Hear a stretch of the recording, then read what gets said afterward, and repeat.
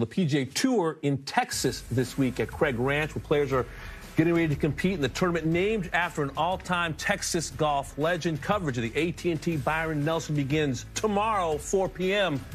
Eastern time. Let's take a look at some of the highest-ranked players in this field this week. There's the world number 2, Scottie Scheffler, won the Players' Championship, won in Phoenix. That went back-to-back in Phoenix. Tyrrell Hatton's had a fantastic year. Tom Kim looking for some heat, as is Hideki Matsuyama. Tom Hoge took a couple of weeks off and back on the PGA Tour this week. And speaking of the world number 2, played his college golf for Texas, had a couple of wins, including the Big 12 championship as a freshman in 2015 when he was named the Big 12 Conference Newcomer of the Year, was a 3-time All-American, helped the Longhorns reach the match play portion of the NCAA Finals as a freshman and sophomore. And making his 5th start in this week's event, has never missed the cut for the best finish of T15 in 2022.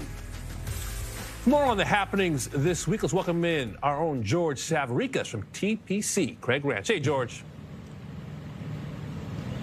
Hey, Damon. Yeah, it's pretty crazy to think that Scottie Scheffler's never posted a top 10 here at the AT&T Byron Nelson. Been a minute since we've seen him on the PGA Tour. Had that stretch where he finished T10 in his title defense at the Masters, and then just outside the top 10, T11 at the RBC Heritage. Just caught up with Scottie Scheffler a little bit ago. Asked him how impactful the break was, as well as just his connection and why this is such an important event to him year in and year out here at the AT&T Byron Nelson.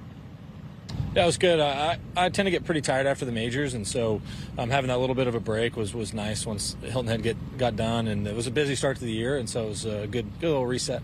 What went into the decision to take last week off and have this on the schedule? Yeah, so I want to support the events that are close to home. You know, the Byron means a lot to me. They gave me a spot when I was in high school here at this tournament, and so it's important for me to come back here and play. And yeah, that was pretty much the decision. Since first playing here back in 2014, and I remember talking to you that week when you were a 17-year-old teeing it up here, what's it like now growing into where you're the headliner, you're the highest-ranked player in the field, and you're the local guy? Yeah, it's interesting, and it's definitely a lot of fun playing in front of the home crowds, and yeah, I don't really know how to describe it. I remember playing here in high school, and it felt like a really big deal, and at the time it was, and it's still a big deal for me to come here and show up and play, and so I'm excited to be here and looking for a good week.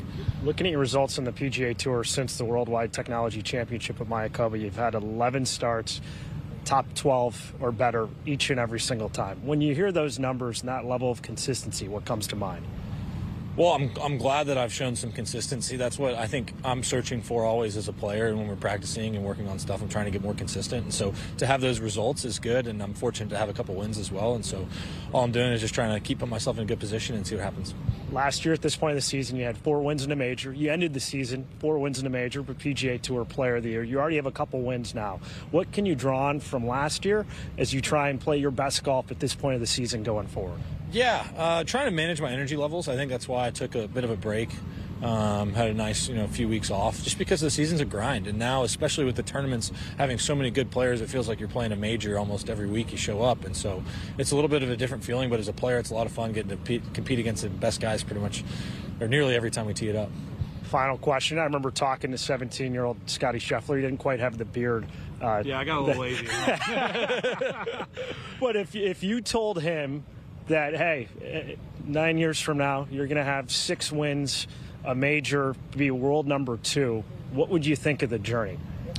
Yeah, it's been a pretty wild ride. If you would have told me that back then, I probably would have told you you're crazy. I was just a high school kid. I was just trying to play some good golf, and I didn't really know where it would take me. I always liked practicing and playing, and so it was just something that I did. And so golf's treated me well for a long time, and I'm very blessed to be out here. And yeah, looking forward to this week. That's pretty crazy. I think Scottie Scheffler had a top 25 appearance in his very first start here as a high schooler back in 2014. I was joking with him when we wrapped up the interview, the question, the taboo word that guys want to avoid this week if they live locally, ticket requests. How many is Scottie dealing with? And he said, fortunately, my wife Meredith handles a lot of that. It hasn't been bombarded too bad. And historically, with when Jordan Spieth has played in the event, obviously missing it this year because of injury, or was even talking with with Brandon Wu, who lives in the area. He's another local guy. You know, friends and friends extended are going to be reaching out as we get into the weekend here at the AT&T Byron Nelson. Damon. And Scottie Scheffler seems to handle everything like water off a duck's back. Great reporting from George Savaricas in Dallas, Texas. Take a look at the first round tee time for Scottie Scheffler. He will be late early alongside the two-time defending champ K.H. Lee and Jason Day, who got his first PGA Tour win at the Nelson back in 2010. And whenever I hear Scottie Scheffler and see him, it's almost like, oh yeah, Scottie Scheffler, like one of the best players in the game, maybe the only man who can stop Jon Rahm from winning the PGA Tour Player of the Year. So lots of golf yet to be played, but I almost feel like he, even now, floats just a little bit under the radar. He's kind of like a pickpocket in that you don't notice he's there, and then Sunday he's made off with your wallet and the trophy. And George referenced his consistency there, and it doesn't really do it justice just to point out that in his last 12 worldwide starts, his worst finish has been a tie for 12th. But in his career, Scottie Scheffler, as we look forward to Oak Hill next week, he's played 12 major championships in his career. He's missed one cut, so now we're down to 11. Of those 11, he's been in the top 20 10 times, 7 times in the top 10. And the only time he missed the top 20 when he made the cut, he was tied for 21st.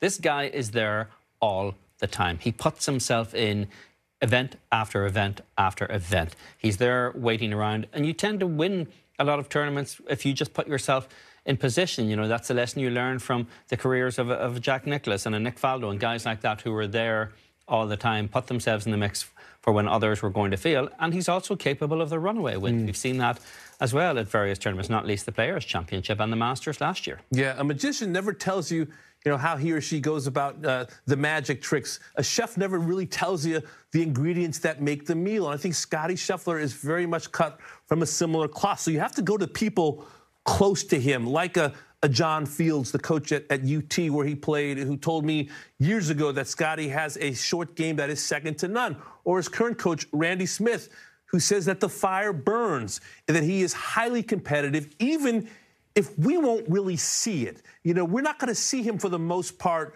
slam a club. We're not going to see him give necessarily the best sound bites from time to time.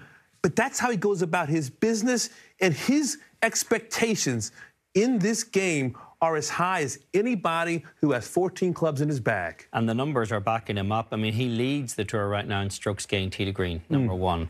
He's number 1 in greens in regulation on the PGA Tour. He's number 1 in strokes gained off the tee. The only little wary statistic in there is his putting. He's 99th on tour in putting.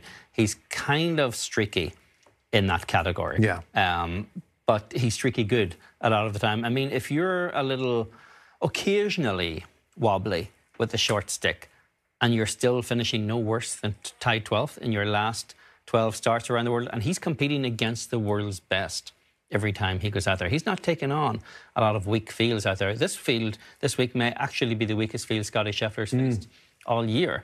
And he's still putting himself in that mix all the time, even with something that on paper doesn't seem like his strongest weapon. And as you've said, has shown remarkable comfort in the major championships, young in his career. And not every player does that, not even a great player. Max Homa has struggled to find himself in contention in the majors. And Scottie Scheffler seemingly in contention every single time they're playing for a big trophy. He plays this game in sunshine, Damon. There's no I don't know anything about patches that in Scottie Scheffler's game right now.